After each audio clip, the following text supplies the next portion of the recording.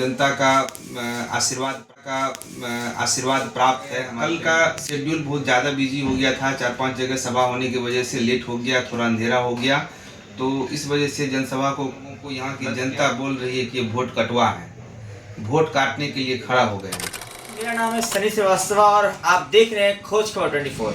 हम मौजूद हैं सिमरी बख्तियारपुर के चुनावी स्थान पे, जहां पे हम लोगों से मिलकर लोगों के बारे में, उनके जनप्रतिनिधियों के बारे में और आगामी विधानसभा चुनाव में वो किन के प्रति अपना झुकाव देख रहे हैं, इस पे एक जनमत ले रहे हैं। इसी दौरान हमारी मुलाकात जन स्वराज के युवा विधानसभा संयोजक से मुलाकात करते हैं और जानेंगे कि पिछले दिनों जिस प्रकार जन स्वराज ने अपना कैंडिडेट खड़ा किया और जो चुनावी रैली बार बार कर रहे हैं और आगामी जितने भी विधानसभा के उम्मीदवार हैं उन पे इनकी क्या विचारधारा है।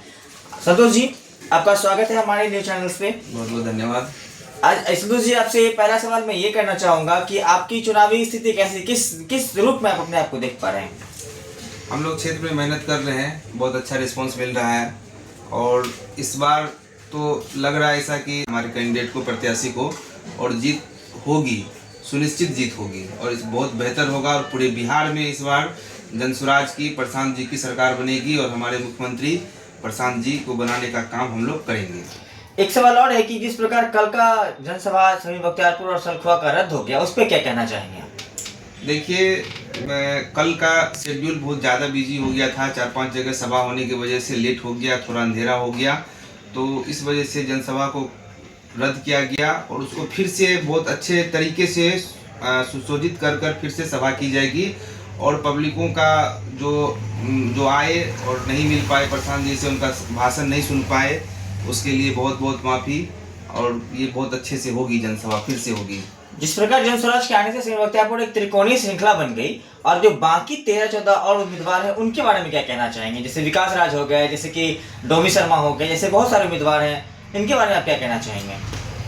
सब का अधिकार है खड़ा होना, लेकिन अगर एक तरह से देखा जाए तो इन लोगों को यहाँ की जनता बोल रही है कि ये वोट कटवा है, वोट काटने के लिए खड़ा हो गए हैं, तो होने दीजिए। विकास राज के पास पैसा है, तो क्या इस पैसे से चुनाव में अपने लहर बना पाएंगे?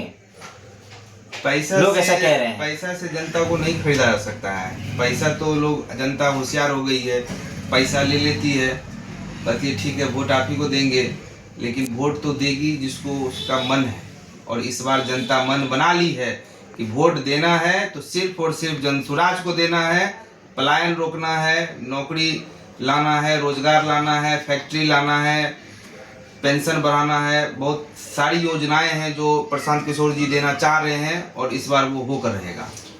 अब तो इलेक्शन के प्रथम चरण में कुछ समय बाकी है, तो युवाओं के लिए क्या कहना चाहेंगे आप, क्या संदेश देना चाहेंगे जो पहली बार मतदान करेंगे? युवाओं के लिए सबसे बड़ा संदेश होगा कि जो युवा यहाँ से बाहर चले जाते हैं वो बिल्कुल ना जाए। इस बार के बाद सरकार बनेगी, उसके लिए बहुत बेहतर व्यवस्था होगा। आप 18+ के हो गए हैं तो आपके लिए अच्छा एजुकेशन का व्यवस्था होगा, अच्छे कॉलेज के व्यवस्था होंगे और कॉलेज में पढ़ने के लिए ऋण की एकदम सरल किस्तों पर व्यवस्था की जाएगी, सब्सिडी दी जाएगी। तो युवाओं से यही कहेंगे, इस बार जन स्वराज की सरकार बनाइए और बेहतर भविष्य की कामना कीजिए। धन्यवाद संतोष।